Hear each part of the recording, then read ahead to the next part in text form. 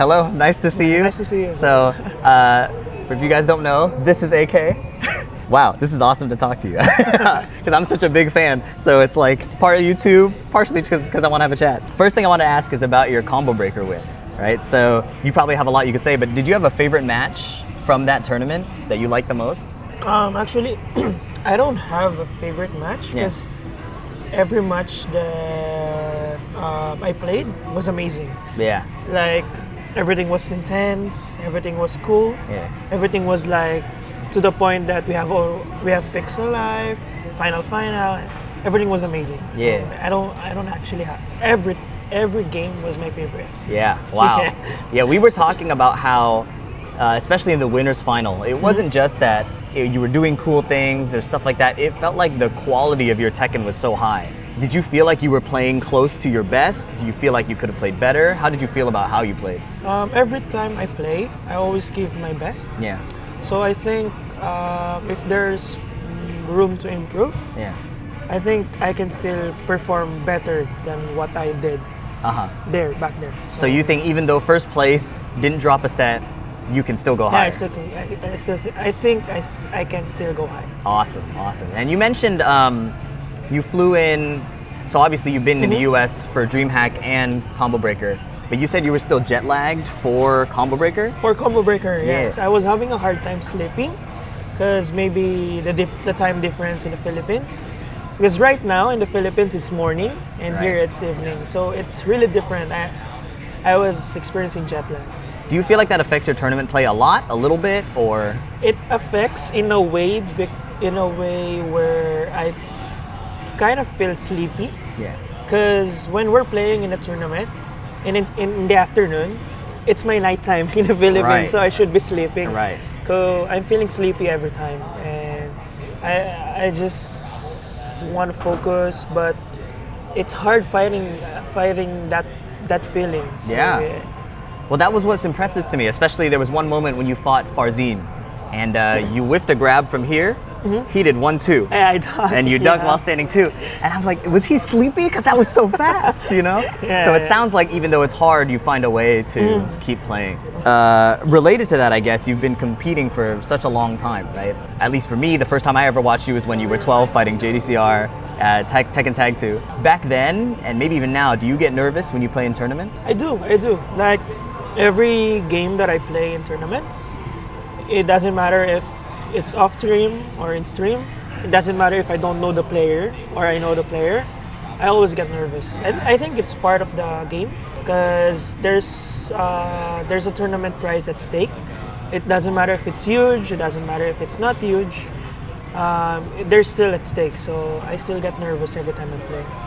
Do you feel that has gotten easier as you've played longer, or is it something you just get used to? Like, it's just something that I get used to. Yeah. Because sometimes before you play, you're nervous. Yeah. But while you're playing, you're not nervous anymore because your mind is working what to do in the game. So maybe you're just getting what do you call this?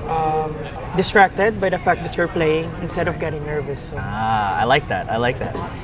Sometimes you play with headphones, sometimes without. Is that just how you feel like, or do you have a strategy, like you need to hear certain things? I actually like playing with headphones, especially when the crowd is is against me. Yes. I think every player does that. Yeah. And whenever I play without headphones, it's like I want to hear my buttons because it feels different hearing your buttons and not hearing your buttons.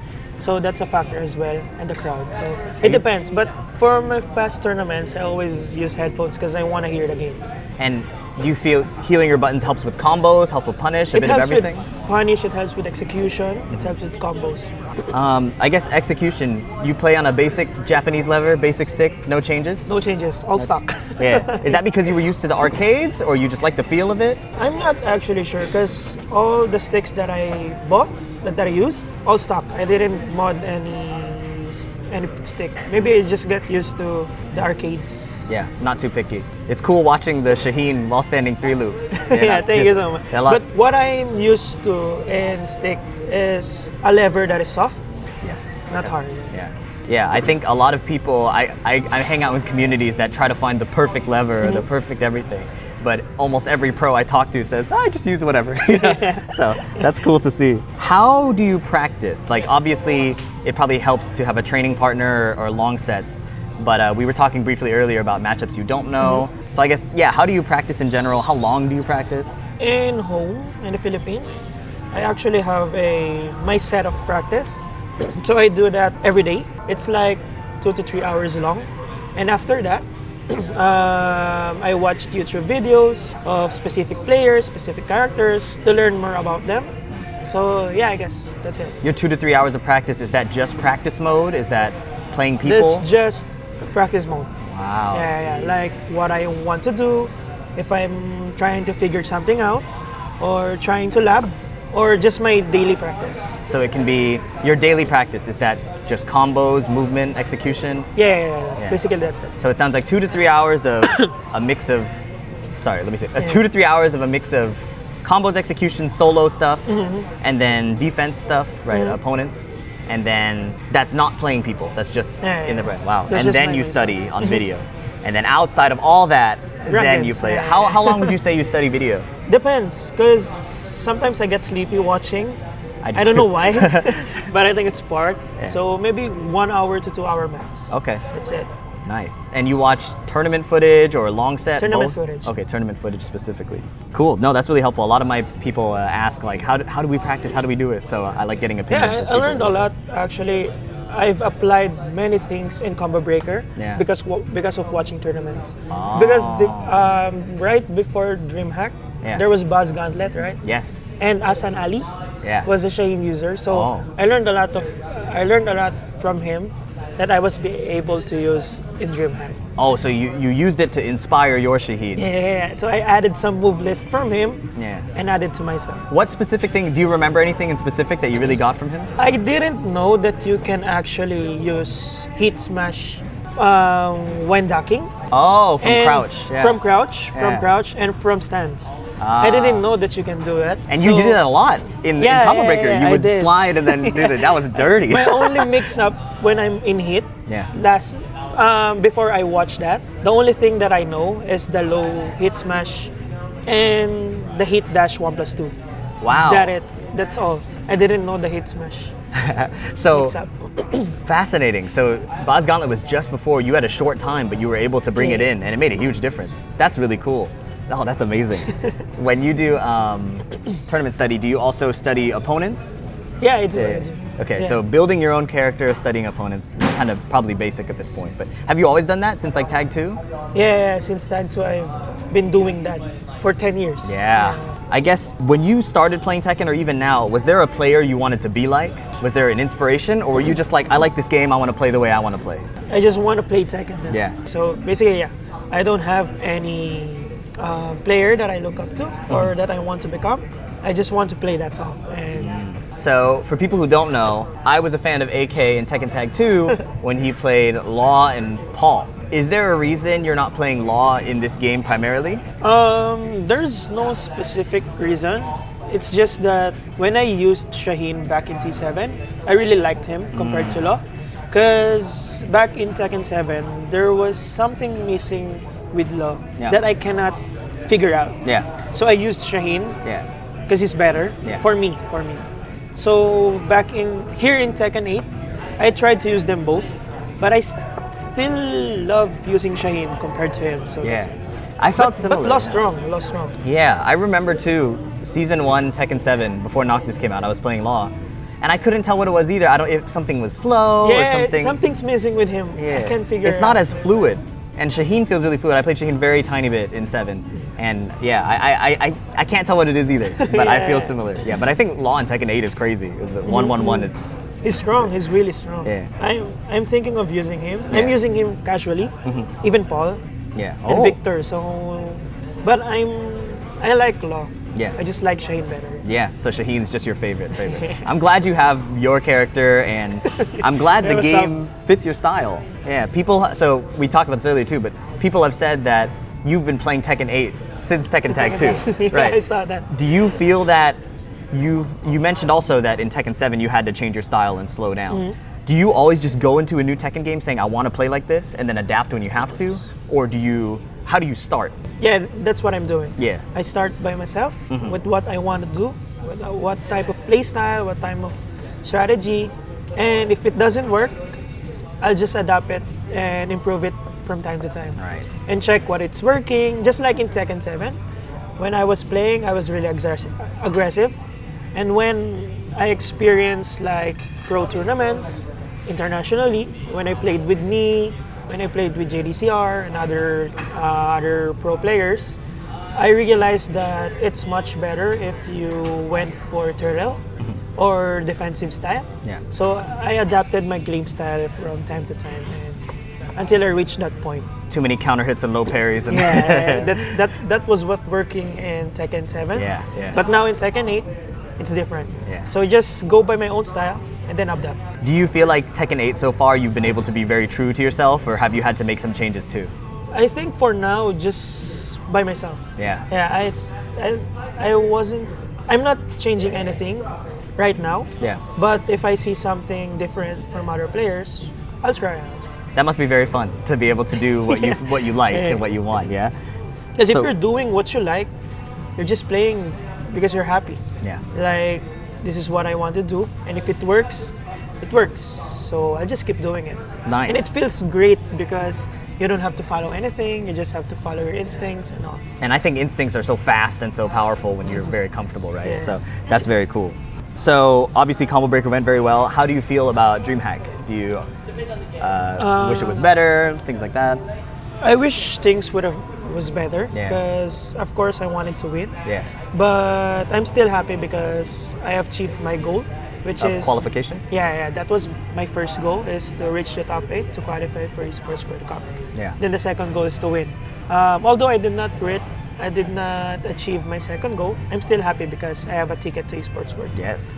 Did you feel that once you qualified, was it hard to stay as intense and as focused for the rest of the tournament, or was it same as before? Just I qualified, great, now let's win the whole thing. Same as before. Same as before, nice. I qualified, but still job's not done. Yes. So I still have to finish the work. That's awesome. I love that. I love that. For the Combo Breaker win, you know, everybody on the internet likes to talk about your previous tournament record and how you were always second place and close. Can you describe what it felt like getting the first place win? Because we all saw on camera what it looked like, but and that was my favorite. I was literally in tears in my hotel room, like he finally did it. But how did it feel for you? It feels amazing. It Yeah. feels great because for 5 years I was always second place. Yeah. And it really feels different now that I was able to win the tournament.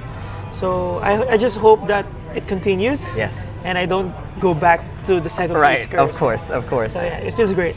I guess when you're in that last match, you know, deciding am I going to slide, am I going to go mid, does that thought come to you about second place or things like that? Do you have those thoughts, or are you very focused on the game?